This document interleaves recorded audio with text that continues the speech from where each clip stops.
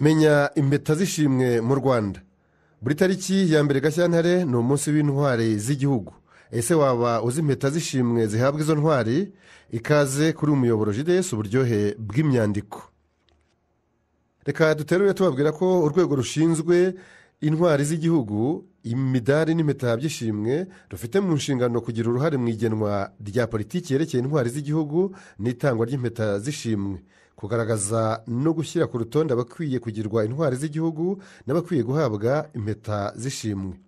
Ni muri urwo rwego hashingiwe kuri politiki y'igihugu y'itangwa ry'impeta z'ishimwe nk'uko yemejwe n'inama y'abaminisitiri yo ku wa 5 Ukuboza 2017 n'iteka rya perezida nimero 62/01 ryo ku wa 8 Werurwe 2018 rigena imiterere, imitangire n'imenyekanisha by'impeta z'ishimwe. Hakozwe inyandiko igaragaza impeta z'ishimwe mu Rwanda, ibisobanuro byazo n'abo zigenerwa. Igisobanuro cy'impeta y'ishimwe. Impeta y'ishimwe ni ikimenyetso cy'ishimwe umuntu ahabwa n'ubuyobozi bw'igihugu kubera ibikorwa by'ikirenga yakoze bifitiye abandi akamaro. Uburyo bwo kwemeza abahabwa impeta z'ishimwe. Urutonde rw'abasabiwe guhabwa impeta z'ishimwe rwemezwa ku rwego rwa mbere n'urwego rufite intwari z'igihugu n'impeta mu nshingano zarwo, nyuma rugashyikirizwa inama y'abaminisitiri kugira ngo irwemeze burundu. Urutonde ruherekezwa na raporo igaragaza amazina, umwirondoro, amakuru n'ubuhamya bw'ibyo yakoze, bikaba ari byo bishingirwaho nk'impamvu yo guhabwa impeta y'ishimwe. Itangwa ry'impeta z'ishimwe. Impeta z'ishimwe zitangwa na Perezida wa Repubulika cyangwa undi yabihereye ububasha. Perezida wa Repubulika afite ububasha bwo kugena umuntu ukwiye guhabwa impeta y'ishimwe. Impeta z'ishimwe ni izihe? Hari impeta y'ishimwe ryo kubohora igihugu, bayita uruti. Ihabwa abanyarwanda n'abanyamahanga bagize uruhare mu kubohora igihugu. Hakaba impeta y'ishimwe ryo kurwanya jenoside, bayita umurinzi. Ihabwa abanyarwanda n'abanyamahanga bagize uruhare mu kurwanya no guhagarika jenoside. Hari impeta y'icyubahiro bita agaciro.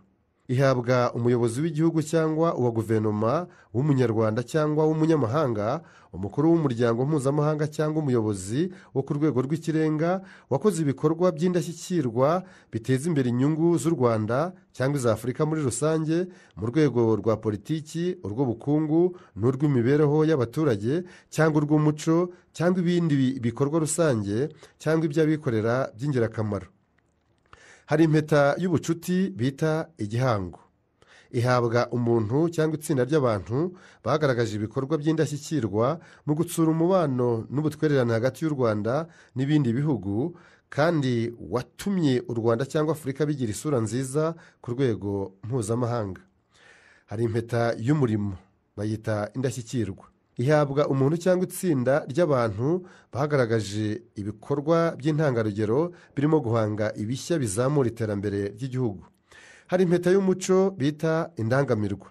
Ihabwa umuntu cyangwa itsinda ry'abantu bagaragaje ibikorwa by'ingirakamaro kandi by'intangarugero biteza imbere umuco nyarwanda. Hari impeta y'ubwitange, bayita indengabaganizi.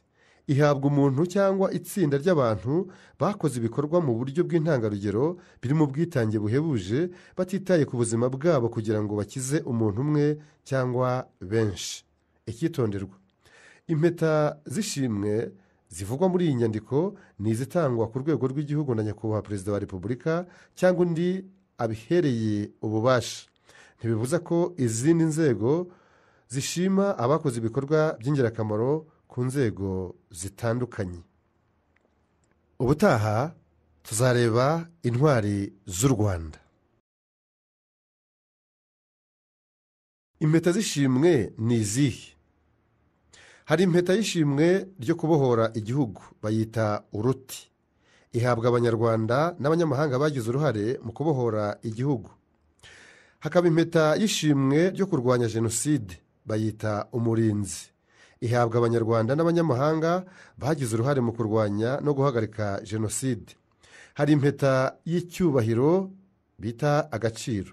ihabwa umuyobozi w'igihugu cyangwa uwa guverinoma w'umunyarwanda cyangwa w'umunyamahanga, umukuru w'umuryango mpuzamahanga cyangwa umuyobozi wo ku rwego rw'ikirenga wakoze ibikorwa by'indashyikirwa biteza imbere inyungu z'u Rwanda cyangwa iza Afurika muri rusange mu rwego rwa politiki, urw'ubukungu n'urw'imibereho y'abaturage cyangwa urw'umuco cyangwa ibindi bikorwa rusange cyangwa iby'abikorera by'ingirakamaro.